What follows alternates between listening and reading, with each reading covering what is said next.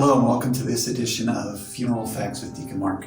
We've been going through a journey in the last couple of videos of looking at what is the importance of pre-planning. Our last video we talked about pre-planning for the cemetery. Today we're going to look at the other side of it, pre-planning for your funeral home. And so give you a little bit of an overview of what a funeral home is, some of the decisions you have to make, and then I'm going to talk a little bit about the importance of a general price list. So funeral home is the entity that will care for your body. Everybody is going to need a funeral home.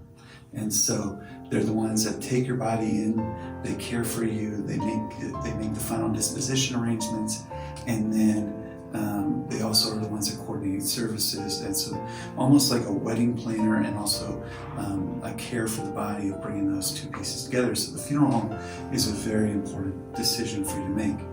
When you're thinking about decisions that you're going to have to make around the funeral home, there's a wide variety of them. And so the last time I talked about the importance of having a real estate agent when you buy a house, it really is important to have someone help walk through those decisions for you and with you to help you guide you in them. But at the same point in time, let me give you a couple different areas that you can look at and be thinking about in around funeral planning. The first is, what is your final disposition? Do you want a traditional burial or do you want a cremation? That decision is really crucial because then it guides all the other decisions that you're going to have to be. Because if you choose a cremation, then you have to decide, do you want the services before or after cremation, as the church recommends and prefers. The services should be before cremation. And then that also leads to the question of, if you're going to be cremated and you're going to be present at the service, what kind of casket are you going to use? Are you going to use a rental casket? So that disposition question has a lot of impact on other areas. Another thing to think about is, what services do you want? And we've done other videos that talked about the Catholic services, the rite of Christian funerals, and the 3 stages of the rite of Christian funerals. And so we can refer to that. But the funeral home, and especially a Catholic funeral home, can help guide you through planning those services in alignment with the rites that the Catholic Church has.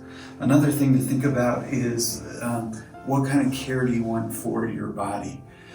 There's some people that feel very adamantly that they don't want a viewing, and other people who say, I do want a viewing. And then there's implications for that is, do you want then, if you're going to have a viewing, is it going to be in an open casket? And if you have an open casket, you have to have embalming. Do you want makeup, the hairstyle, all those different things? How do you want your body cared for? One of the final things to think about is then notifications and tributes.